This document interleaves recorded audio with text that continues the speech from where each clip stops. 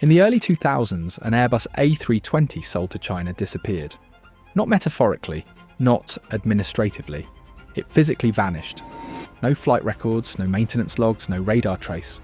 French intelligence would spend the better part of 2 decades piecing together what happened to it. And when the answer finally came, it was more audacious than anyone had imagined. The aircraft had been systematically dismantled, component by component, so that Chinese engineers could study, measure, and reproduce every part of it.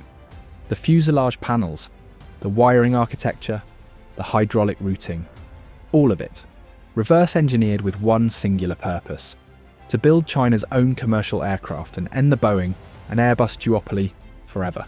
What followed was one of the most ambitious industrial projects any government has ever attempted. 15 years of development, tens of billions of dollars in state funding, an entirely new manufacturer built from the ground up, and an aircraft, the Comac C919, that China called its answer to the West. But here is the part of this story that almost nobody tells. China could steal the aircraft. They could copy every rivet, every panel, every system they could get their hands on. What they could not steal was the one thing that actually determines whether an aircraft can fly passengers in the international market. And that single missing ingredient has quietly made the C919 one of the most expensive industrial miscalculations in modern history. Not because the aircraft does not fly, it does, but because flying and being allowed to carry passengers are two entirely different things. And the gap between those two realities is where the entire Chinese aviation dream currently sits. To understand why the theft of one aircraft was never going to be enough, you have to understand what building a commercial airliner actually involves. Because most people assume that if you can copy an aircraft precisely enough, you essentially have what that aircraft's manufacturer has. The blueprint, the knowledge, the capability. But that assumption is wrong in a way that gets to the very heart of why the C919 has struggled. When Airbus delivered that A320 to China in the late 1980s, the aircraft represented the cutting edge of its era. But aviation moves relentlessly forward. By the time Chinese engineers had finished studying every component of that jet, the technology inside it was already a generation behind. The world had moved on to composite materials, fly-by-wire refinements, and engine architectures that bore little resemblance to what was sitting on that disassembly floor. China had captured a snapshot of where aviation had been, not where it was going. Patrick Duvaux, former vice chairman of economic intelligence at Airbus, described the operation bluntly. The aircraft was torn apart to copy as much as possible, to understand each part, to reproduce them identically.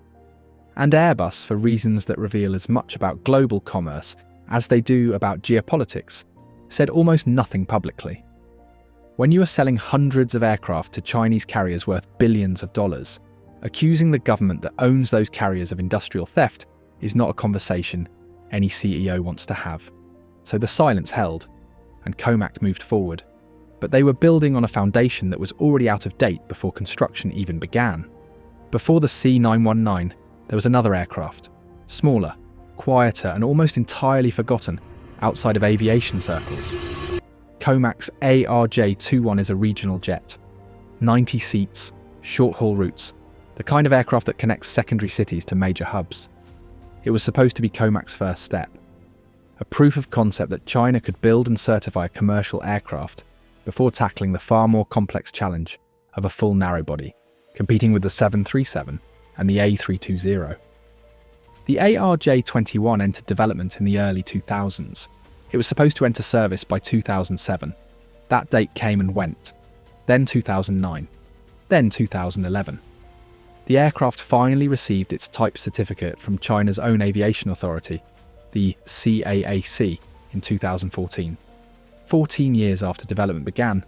The first commercial flight happened in 2016, and today, roughly 100 ARJ21s are operating almost exclusively on domestic Chinese routes. With a reliability record, the international aviation community has watched with considerable unease.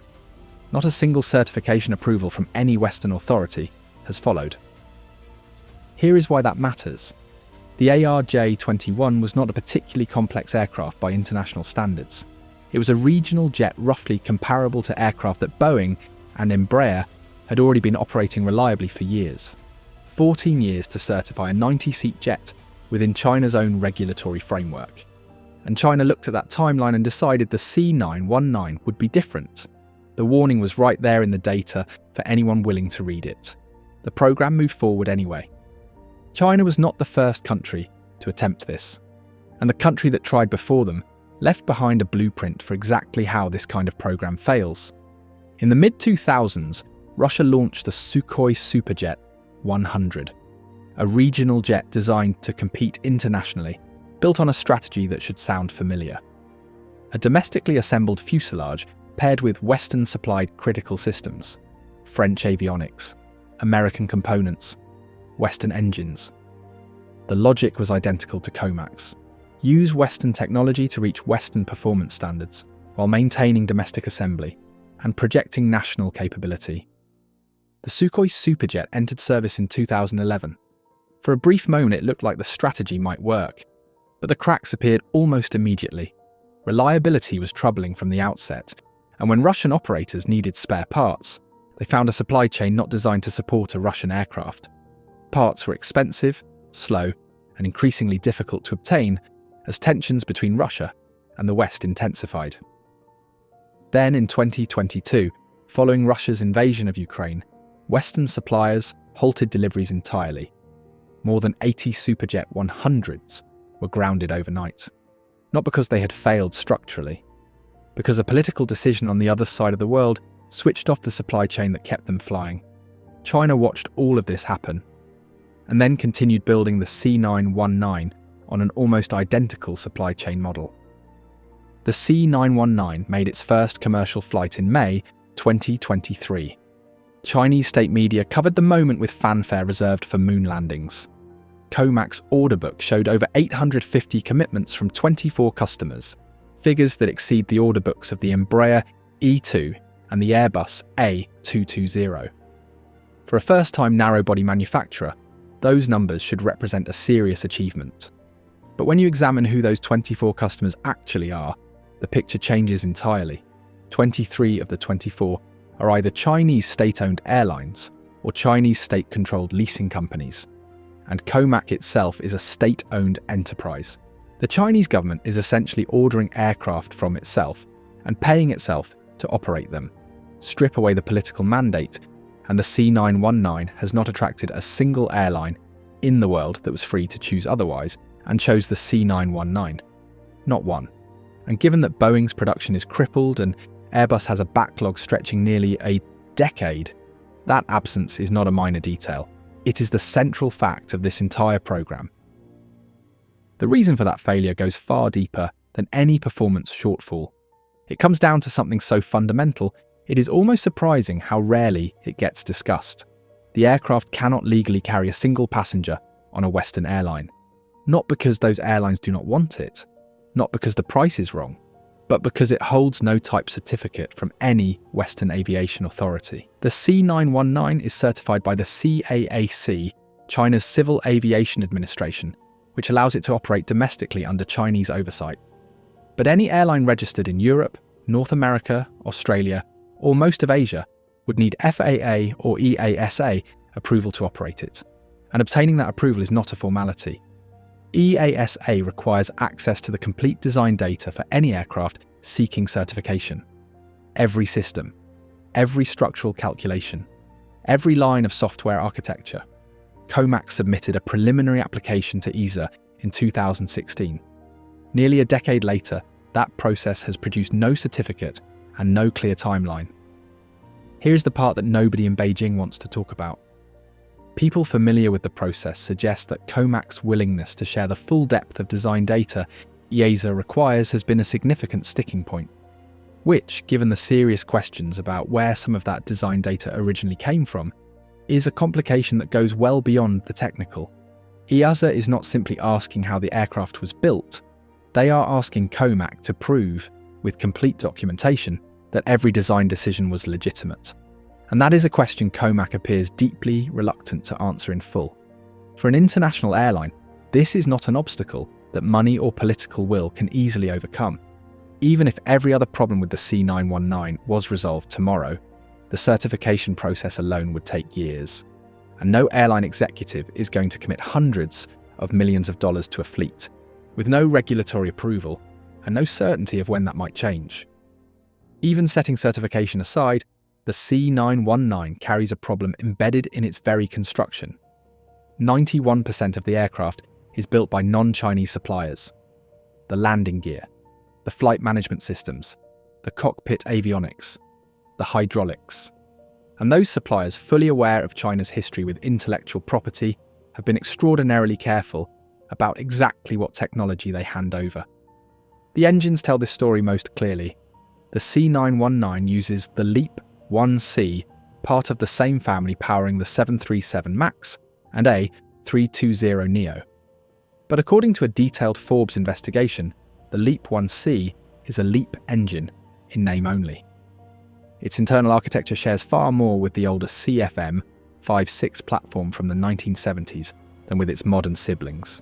Western suppliers gave COMAC access to the LEAP brand without giving them access to what makes the current LEAP genuinely competitive. The result is a maximum operational range of roughly 3,000 miles, meaningfully less than either Western rival, and a fuel burn profile that makes the aircraft uncompetitive on the international routes that matter most. China tried to copy an Airbus and ended up with an aircraft built on technology that Western suppliers deliberately kept one generation behind. Since production began in 2011, COMAC has completed roughly 10 aircraft in total. 10. Boeing and Airbus each deliver more than one aircraft every single day. On a single average day, their combined output exceeds what COMAC has managed across more than a decade. COMAC has announced ambitions to build 150 aircrafts annually by 2030. Even if they reach that target, which remains deeply uncertain, they would need well into the 2030s just to clear their existing order book. And every year that passes is another year of certified flight hours and operational credibility that Boeing and Airbus are accumulating, and COMAC is not. There is one more barrier that would confront any airline the moment they seriously considered operating this aircraft. Picture an airline executive sitting down with their operations team to work through what introduction of the C919 would actually require. They call their National Aviation Authority, not certified. They ask about pilot type ratings. The number of certified C919 type rating instructors outside China is 0. Not few. 0. They ask about full flight simulators for crew qualification. None exist outside the Chinese system. They ask about spare parts for a maintenance base in Frankfurt or Dubai or Sydney. The answer is a supply chain routed entirely through manufacturers who have already demonstrated, in Russia, that they will cut access when geopolitics demands it. That conversation ends one way, every time. For any airline in a competitive market, the combination of no certification, no training infrastructure, and a supply chain with a documented off switch is simply insurmountable when Boeing and Airbus alternatives are certified, supported, and available on every continent. Despite all of this, COMAC is not standing still. The C929 widebody is already in development, targeting the same market as the Boeing 787 and the Airbus A350. The program was announced as a joint venture with Russia's United Aircraft Corporation. That partnership is now in serious difficulty, with Russia's own aviation industry under sanctions and the Superjet program in effective ruin. COMAC faces the prospect of developing a far more complex aircraft than the C919, largely alone, while every problem that has defined the narrow-body program remains unsolved. The C929 does not represent China's next step forward. It represents China attempting to run before it has learned to walk. So where does this leave the C919? The honest answer is uncomfortable for everyone involved.